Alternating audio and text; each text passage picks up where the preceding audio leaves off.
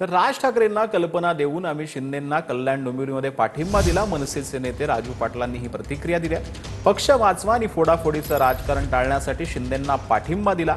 राजू पाटलांनी ही प्रतिक्रिया दिलेली आहे। मनसेचं पाठिंबा देण्याचं काय कारण आहे हे जाणून घेण्यासाठी आपल्यासोबत मनसे नेते राजू पाटील आहेत। युटर्न झालेलं आहे आणि आपण कुठेतरी शिवसेनेला पाठिंबा दिलेत।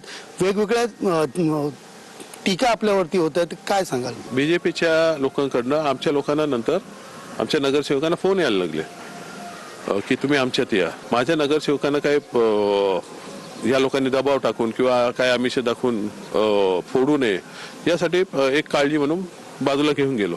त्यानंतर समजलं की यांना एवढं बहुमत मिळालं असून सुद्धा यांना स्वतःचा महापौर स्वबळावर बसवायचे।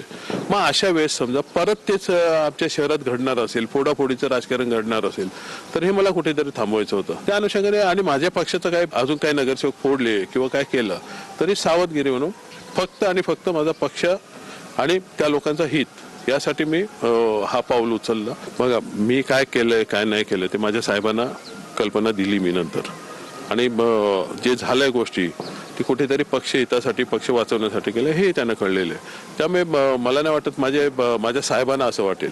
बाकी दुनियेला काय वाटतं त्याचा मला काहीच फरक नाही पडत। माझ्या साहेबांचा माझ्यावर जोपर्यंत विश्वास आहे तोपर्यंत मी ठाम आहे।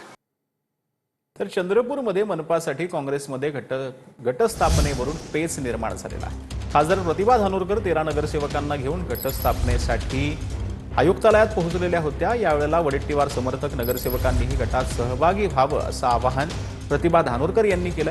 तर वडेट्टीवार गटाच्या रामू तिवारींनी धानोरकरांवर टीका केली। काँग्रेस प्रदेशाध्यक्षांचा आदेश डावलून धानोरकरांनी गट स्थापन केला। या प्रकरणी आम्ही आयुक्तांकडे तक्रार केली अशी प्रतिक्रिया रामू तिवारी यांनी दिलेली आहे। माझा गट किंवा वडेट्टीवारांचा गट हा विषय नाही। निवडून आलेले 27 लोक हे आमचेच आहे, आमच्या पक्षाचेच आहे।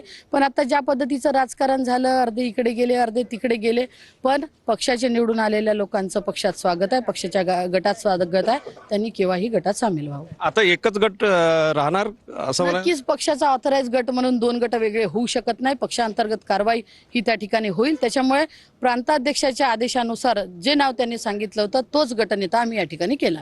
सपकाळ साहेबांनी सर्व कमिशन ऑफिसला एक पत्र पाठविला की जेव्हापर्यंत महाराष्ट्र प्रदेश काँग्रेस कमिटी जवळून ठराव करून आम्ही गटनेत्याचं नाव पाठवत नाही तेव्हापर्यंत दोघं वडेट्टीवार गट आणि धानोरकर गट दोघांनी गटाची स्थापना करू नये। पण आज 6 वाजेनंतर एक खासदार मॅडमनी 13 लोकांना आणून जे अल्पमतात आहेत त्यांना आणून इथं गटाची स्थापना केली। म्हणून आम्ही जे बहुमतात आहेत 14 लोक त्यांनी इथं येऊन कमिशन मॅडमला कंप्लेंट केली आहे की आम्ही बहुमत मध्ये आहोत, आमचा गटनेता झाला पाहिजे आणि ते जे 13 लोकांचा गटनेता ते त्याला कॅन्सल करावं पाहिजे।